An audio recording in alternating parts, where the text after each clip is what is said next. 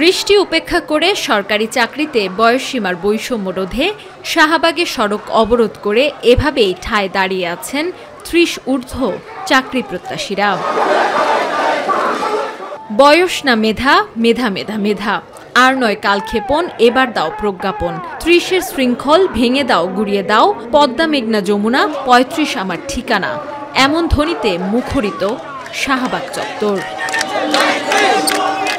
আন্দোলনকারীরা জানান ১২ বছর ধরে বারবার পথে নেমেও সুরাহা হয়নি তাদের বৈষম্যের।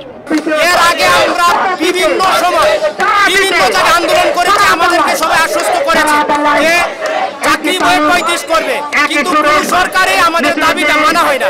যেই সার্টিফিকেট ২৭ বছর অর্জন করেছি তার সময় তার ভ্যালিডিটি তো মাত্র ৩ বছর হতে পারে না, তাহলে আমার সুযোগ কোথায়? আমি তো এখনো চাকরি পাইনি। আমার মেধা আছে কিনা আমি সেটা দেখবো, সেই সময় আমি পাই না, তাহলে আমার পড়ে লাভ কি হলো?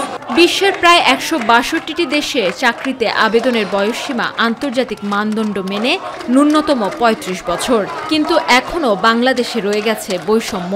তাই তা পরিবর্তনের জোর দাবি আন্দোলনকারীদের। পার্শ্ববর্তী দেশ ভারত, সেখানে কোনো কোনো রাজ্যে চাকরিতে প্রবেশের বয়স সর্বোচ্চ ৪২-৪৩, পাকিস্তানে ৪৩, শ্রীলঙ্কায় ৩৫, এরপরে অন্যান্য রাষ্ট্রেও ৪৫ পর্যন্ত আছে, কিন্তু বিশ্বের বুকে একটা মাত্র দেশ যেখানে ৩০, সেটা বাংলাদেশ। চাকরিতে আবেদনের প্রবেশের বয়সসীমা যেন আমরা ৩৫, ন্যূনতম ৩৫ করা হয়, এটা আজকে আমাদের দাবি। আমরা চাই যে ৩৫ পর্যন্ত আমরা যেন চাকরিতে অ্যাপ্লাই করতে পারি।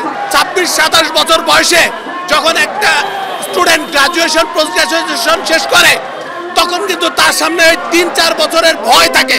এই ভয়টাকে দূর করে দেওয়ার জন্য এবং উদ্যোক্তা বান্ধব পরিবেশ তৈরি করার প্রথম পদক্ষেপ হিসেবে চাকরিতে প্রবেশের বয়সসীমা ৩০ নামক ব্যারিয়ার তুলে দেওয়া উচিত।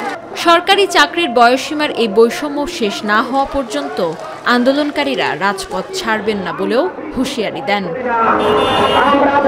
আমেনা হীরা, মাই টিভি, ঢাকা।